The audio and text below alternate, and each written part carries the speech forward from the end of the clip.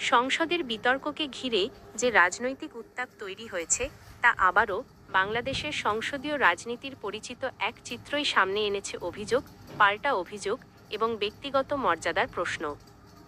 মঙ্গলবার জাতীয় সংসদে রাষ্ট্রপতির ভাষণের ওপর ধন্যবাদ প্রস্তাবের আলোচনায় পররাষ্ট্র প্রতিমন্ত্রী শামা ওবায়েদ ইসলাম অন্তর্বর্তী সরকারের সময়কার দুর্নীতির অভিযোগ তুললে পরিস্থিতি দ্রুত উত্তপ্ত হয়ে ওঠে।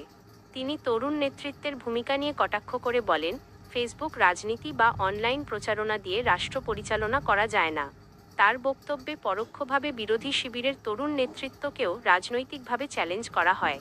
তিনি বলেন, সরকারে থেকে কাজ করতে হলে সাহসের পাশাপাশি অভিজ্ঞতা ও বুদ্ধিমত্তার প্রয়োজন। বিএনপি এমন একটি রাজনৈতিক দল যারা ফেসবুকে রাজনীতি করে না, রাস্তায় গুলি খেয়ে রাজনীতি করেছে। 1971 সালে যদি ফেসবুক বা সামাজিক যোগাযোগ মাধ্যম থাকত, তাহলে দেশ স্বাধীন হতো কিনা তা আমাদের জানা নেই। জুলাই সনদ বাস্তবায়নে বিএনপির ভূমিকার কথা তুলে ধরে শামা ওবায়েদ ইসলাম বলেন, জুলাই সনদ নিয়ে বিএনপিকে জ্ঞান দিয়ে লাভ নেই।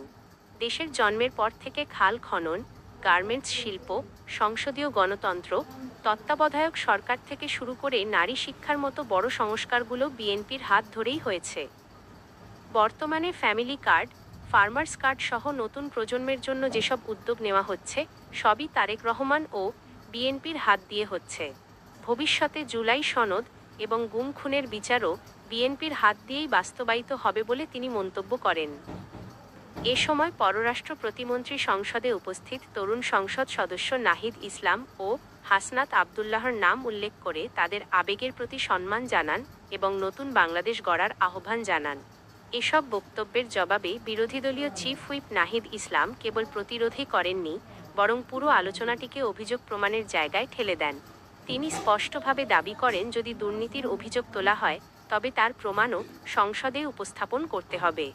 একই সঙ্গে তিনি নিজের রাজনৈতিক অবস্থান ও অতীত দায়িত্বের প্রসঙ্গ তুলে ধরে জানান, তিনি কোনো অনানুষ্ঠানিক পরিচয় নয়, নির্বাচিত প্রতিনিধি হিসেবেই সংসদে এসেছেন। এখানেই বিতর্কের আসল মোড় ঘুরে যায়। নাহিদ ইসলামের বক্তব্য কেবল প্রতিরক্ষা ছিল না, বরং এটি ছিল রাজনৈতিক অভিযোগের জবাবে প্রাতিষ্ঠানিক জবাবদিহির প্রশ্ন তোলা।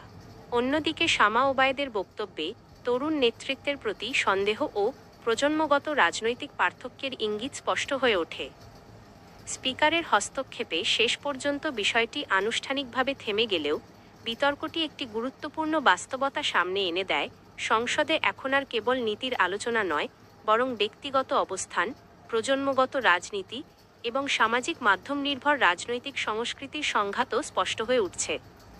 সব মিলিয়ে এই বিতর্ককে শুধু দুই সংসদ সদস্যের কথার লড়াই হিসেবে না দেখে, বরং পুরনো রাজনৈতিক অভ্যাস বনাম নতুন রাজনৈতিক উচ্চাকাঙ্ক্ষার একটি প্রতীকী সংঘর্ষ হিসেবেও দেখা যেতে পারে।